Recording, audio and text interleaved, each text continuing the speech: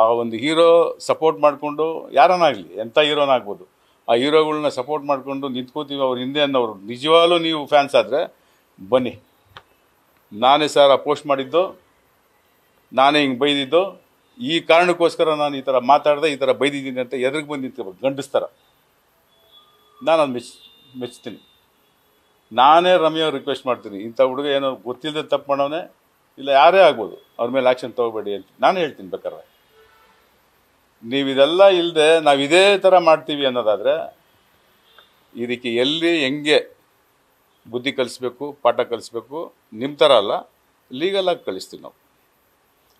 ಲಾ ಅನ್ನೋದಿದೆ, ಲೀಗಲ್ಲಾಗಿ ಇದನ್ನು ಯಾವ ರೀತಿ ಆ್ಯಕ್ಷನ್ ತೊಗೋಬೇಕೋ ಮುಗಿಸ್ತೀವಿ ಅದನ್ನು.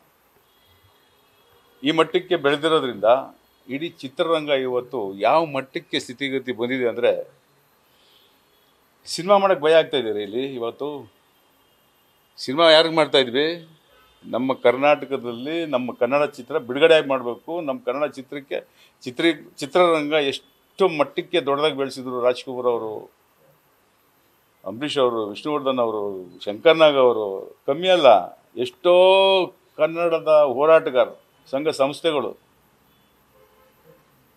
40-50 ವರ್ಷದಿಂದ ಹೋರಾಟ ಮಾಡಿ ಈ ಕನ್ನಡ ಚಿತ್ರರಂಗಕ್ಕೆ ಒಂದು ಇಡೀ ದೇಶ ತಿರುಗಿ ನೋಡುವಂಥ ಒಂದು ಬೆಳಕನ್ನು ತಂದುಕೊಟ್ಟವ್ರು. ಅವರೆಲ್ಲ ಏನು ಮಾಡ್ತಾಯಿದ್ದೀವಿ?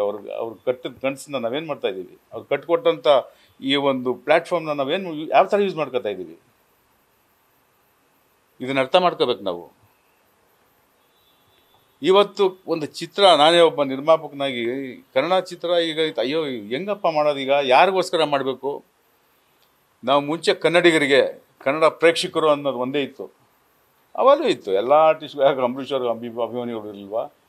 ವಿಷ್ಣು ಸರ್ಗೆ ಅಭಿಮಾನಿಗಳು ಇರಲಿಲ್ವಾ? ಶಿವಣ್ಣ ಅವ್ರಿಗೆ, ಎಲ್ಲ ಹೀರೋಗಳಿಗೂ ಅವರಾದಂಥ ಒಂದು ಅಭಿಮಾನಿಗಳು ಇದ್ದಾರೆ.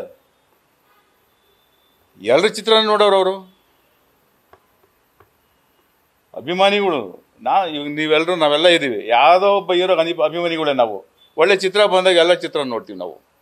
ಈಗ ಹೆಂಗೆ ಅಂದರೆ ಒಂಥರ ಇಂಡಿಯಾ ಪಾಕಿಸ್ತಾನ ಥರ ಆಗ್ಬಿಟ್ಟಿದೆ ಇದು ನಮ್ಮ ಕನ್ನಡ ಚಿತ್ರರಂಗ. ಈ ಹೀರೋ ಚಿತ್ರ ಬಂದಾಗ ಗಲಾಟೆ ಮಾಡಬೇಕು, ಆ ಚಿತ್ರ ಹೋಗಬಾರ್ದು. ಆ ಹೀರೋ ಚಿತ್ರ ಬಂದಾಗ ನಾವು ಗಲಾಟೆ ಮಾಡಬೇಕು. ಈ ಥರ ಸೋಷಿಯಲ್ ಮೀಡಿಯಲ್ಲಿ ಕೆಟ್ಟದಾಗಿ ಚಿತ್ರದ ಬಗ್ಗೆ, ಹೀರೋ ಬಗ್ಗೆ ಮಾತಾಡಬೇಕು, ಪ್ರೊಡ್ಯೂಸರ್ ಬಗ್ಗೆ ಮಾತಾಡಬೇಕು, ಹಿಂಗೆಲ್ಲ ಮಾತಾಡಿದ್ರೆ ಯಾರು ಈ ಚಿತ್ರ ಮಾಡ್ತಾರೆ? ಯಾರಿಗೆ ಬಂದು ಚಿತ್ರ ನೋಡ್ತಾರೆ? ನಿಜವಾದ ಪ್ರೇಕ್ಷಕರು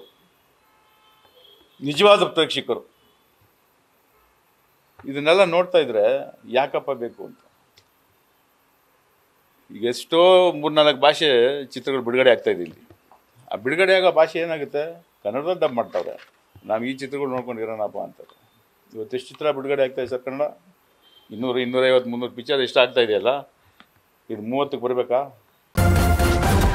ನ್ಯೂಸ್ ಫಸ್ಟ್, ನಿರ್ಭೀತಿಯಿಂದ ನಿಮ್ಮ ಪರವಾಗಿ.